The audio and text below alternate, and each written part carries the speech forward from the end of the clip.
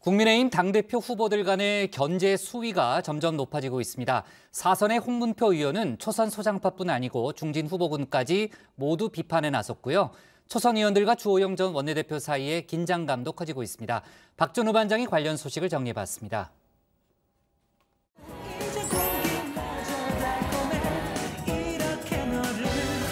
그럼 파트너는? 시간 낭비하지 말고 사랑의 짝대기로 하죠. 콜. 자, 하나, 둘, 셋.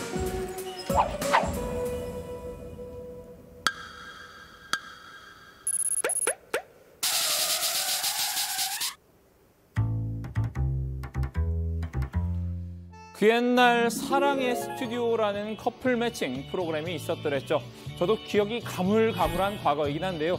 그래도 분명히 기억나는 장면이 딱 하나 있었으니 바로 사랑의 짝대기입니다. 프로그램 말미에 출연자들이 마음에 드는 이성을 선택하는데요. 선택한 이성에게 큐피트 화살 마냥 사랑의 짝대기가 날아가 꽂히곤 했죠. 국민의힘 당대표 후보군들은 지금 애증의 스튜디오를 한창 촬영 중입니다. 애증! 순도 100%의 분노라고 딱 잘라서 말할 수는 없습니다. 다만 반발심이나 경쟁심도 적당히 있고 애정도 일부 섞인 그런 양가 감정인데요. 당대표 후보들 몇몇만 저렇게 펼쳐놓고 살펴보자면요. 먼저 사선의 홍문표 의원입니다. 상대 후보들 향해 이렇게 무차별적으로 애증의 짝대기를 날리고 있는데요.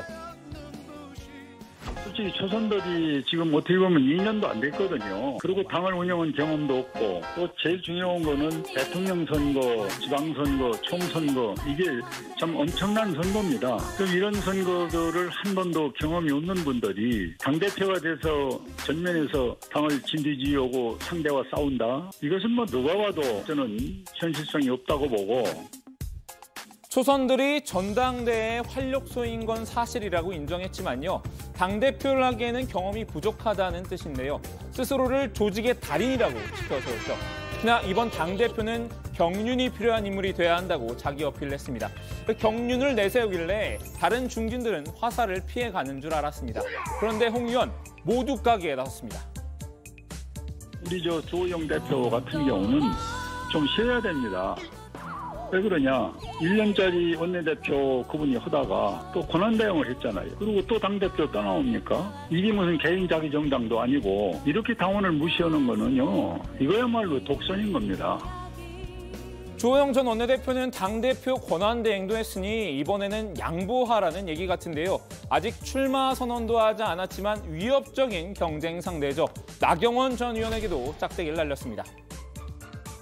자기 지역구에서 그런 아픔이 있었고 또 서울시장 후보 그렇고 그 전후로 돌아가 보면은 우리 지난번에 국회 그분이 원내대표 할 때 상처가 씻을 수 없는 상처가 많습니다.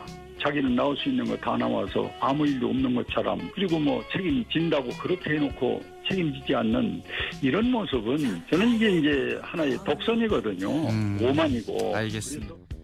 나 전 의원이 원내대표일 당시 패스트트랙 충돌 사태를 언급했는데요. 당내에 그 문제로 재판을 받고 있는 사람이 많은데도 나 전 의원이 책임을 지지 않고 선거마다 나오고 있다고 비판한 겁니다. 이렇게 초선 중진할 것 없이 모두 공격한 홍 의원. 그렇다면 짝대기를 받은 사람들의 반응은요. 악플보다 무서운 게 무풀이라고 했던가요?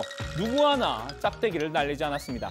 애정도 증오도 없는 것 같습니다. 홍 의원은 그냥 놔두고 서로 짝대기를 날리고 있는 형국인데요.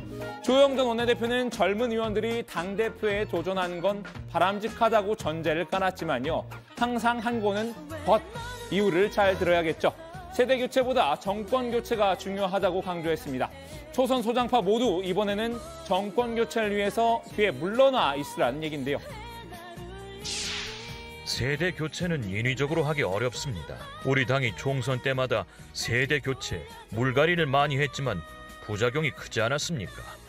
새 당대표는 짧은 시간 안에 야권을 통합하고 후보 단일화를 이룩하고 안정적인 경선 관리를 해야 합니다. 지난 1년 동안의 원내대표 경험으로 원만한 경선 관리, 중단 없는 당 개혁, 혁신을 할 수 있는 내가 적임자입니다. 주전 원내대표 이준석 전 최고와는 앞서 이렇게 에베레스트 803 공방을 벌이는 등 몇 차례 설전을 벌였었죠. 이 전 최고가 최근 여론조사에서 1위를 한 것을 두고도 한마디 했습니다. 선거 결과가 여론조사대로 나온 건 아니라는 건데요. 경선 룰에 따라 겨루면 결과가 다를 것이라고 내다봤습니다. 홍 의원의 공격에 침묵했던 초선 소장파, 이번엔 가만히 있지 않았습니다. 김은혜 의원이 선두에 나서서 공격 중인데요. 주 전 원내대표를 향해 인연팔이라고 쏘아붙였었죠. 뿐만 아니라 서울에 사는 집도 같은 아파트에서 자주 만났고 심지어 KTX를 같이 타고 내려가다가 동대구역에서 검찰까지 제가 태워서 출근한 적도 몇 차례 있습니다. 내가 헤어질 때 이 당대표 후보하고 한번 차 한잔 했어. 혹은 내가 이분하고 같이 아파트에 같이 살아. 혹은 KTX에서 만났어. 그 인연 때문에 들어온다면 오히려 좀 부담스럽지 않으실까요? 주 전 원내대표 윤석열 전 검찰총장과는 KTX에서 몇 번 만난 사이 이상이라고 반박했지만요. 김 의원은 주 전 원내대표가 윤 전 총장의 영입에만 매몰됐다는 취지로 또다시 비판했습니다. 저는 당이 지금 어떻게 변화해야 할지 스스로 해결책을 모색하는 게 우선이라고 생각해요. 그렇지만 당이 환골탈퇴할 수 있는 방법으로 오로지 윤석열로 그것을 가름하는 것은 저는 그거는 온당한 건 아니라고 생각합니다. 오히려 당이 지금 처절하게 변화하고 혁신하는 것이 우선순위고요. 통합보다 자강에 방점을 둔 건데요. 취준생 입장에서 입사 지원을 하려면 일단 그 회사에 관심부터 있어야겠죠. 반대로 회사 입장에서는 매력적인 회사로 거듭나야 지원자들이 몰릴 테고요.